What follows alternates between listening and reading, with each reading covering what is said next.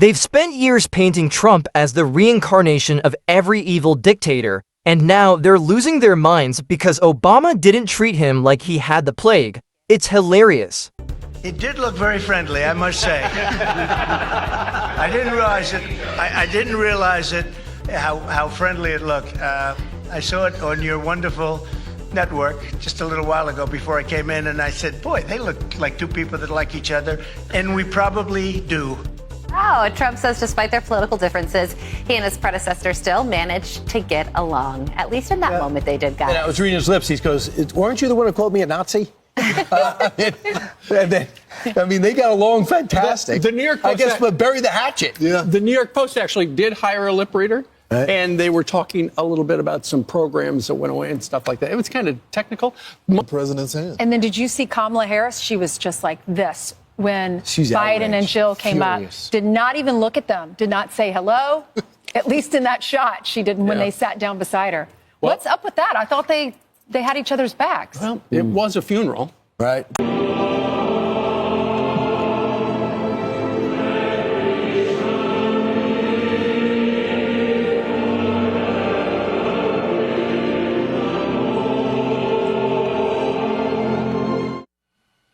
Wow, barely a hello. What do you make of that? Yeah, this is what we call stonewalling. When you don't want to make connection with someone, you block them off. So there's no eye contact. There's no camaraderie between the two of them. She's looking straight ahead. There's no interpersonal communication that's going on. So it's definitely what we call stonewalling. Politics is all WWE. And, meanwhile, we out here, cutting off family and friends and business relationships because of who somebody chose to vote for. Like, stop running to kick that football, man. Cut it out. Politics is all WWE. It's really just that simple for me. They really could have been talking about the NFL. They could have been talking about anything.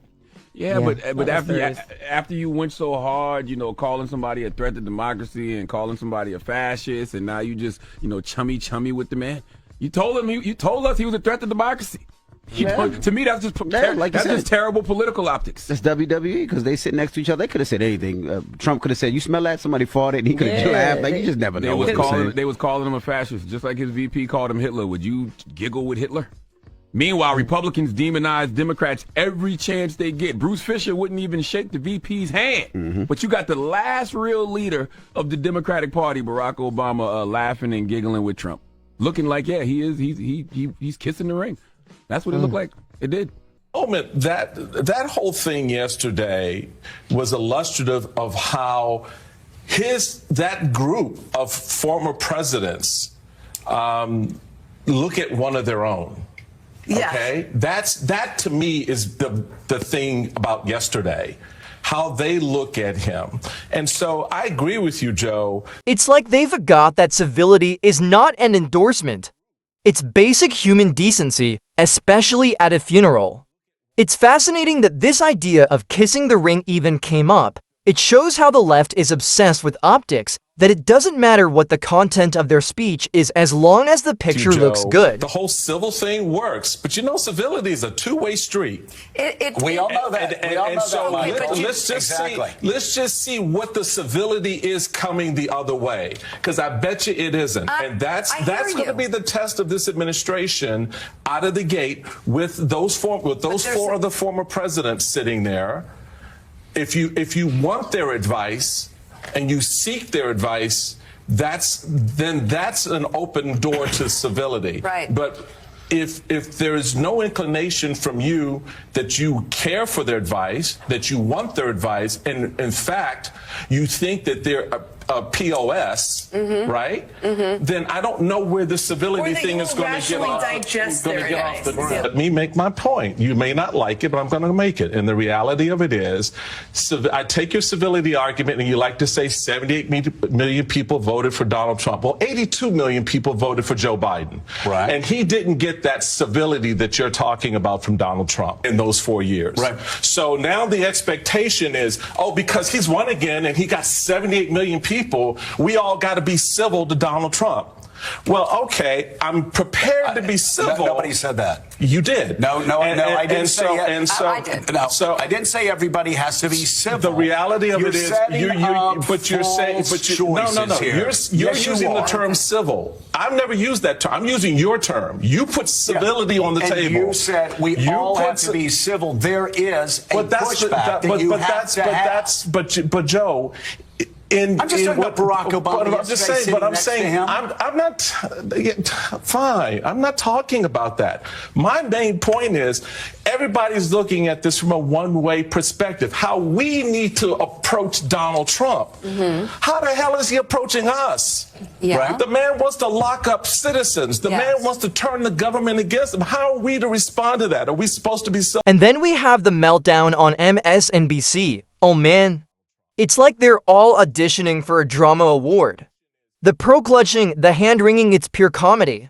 1 minute, they're screaming about Trump being a threat to democracy. The next, they're having existential crises because Obama was seen smiling next to him. These are the same people who called for civility, but only when it suits their agenda. The hypocrisy is off the charts. Look, let's be honest, this whole charade proves that for some people in the media, it's never been about principle, but always about power and ratings. The idea that politicians should be acting like robots who never smile at the enemy is just absurd. It's WWE wrestling, that's all it is. It's a performance. They can call someone a fascist or a threat to democracy one day, then laugh and joke with them the next. The real issue here isn't Obama being nice, but the fact that these people don't even realize how ridiculous they look. Doesn't seem like it. Michael, why do you... Not you, I'm just saying the Michael, broader Michael, you. Why do you feel the need to create false choices? I'm not creating a false choice. I'm using your words. You have created I'm using you. You put civility on the table. My words. You took me saying that it's not the end of the world, that Barack Obama smiled and talked to Donald Trump, and you're turning that into that we have no idea what's before us. I'm not. You will play very well today on Blue Sky and Threads and X. Congratulations. I'm not playing to anybody. I don't have an audience here. I'm just saying. I don't have a particular. I'm talking to the American people just like you are. I'm using the words you use. No, you're twisting. And so I'm not twisting your words. So let me untwist them. Okay, good. Civility is a two-way street, as I said at the very beginning, and then you attacked that. No, I didn't attack that. You did. Yes, Michael. You did. So you did. No. You need to go back and look at the tape. We can look at the tape. But the reality of it is, my general point, Joe, is that civility is a two-way street. If you want to throw civility on the table, I'm with you. I'm all down with that. I think absolutely what we witnessed yesterday with 5 living presidents sitting there at the funeral of a former president is a seminal American moment. All right, and it's an important one. And yeah, the politics and the sort of funny moments that occur, those are great. But next week, we start a new regime. We start a new direction. And everybody wants us to behave a certain way in this new era. And I'm more than willing to do that. Way? Yeah. Whatever it is, what if it's civility, if it's accommodation to Donald Trump, as we see corporate America doing, if it's bending the knee, whatever it is. But my point is, does anybody here think that we should accommodate Donald Trump? But here's the real tea. This meltdown isn't about Trump, and it isn't about Obama. This is about the Democrats' fear of losing relevance.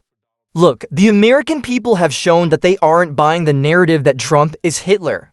They see that some of Trump's policies are good for them, even if they don't like the man.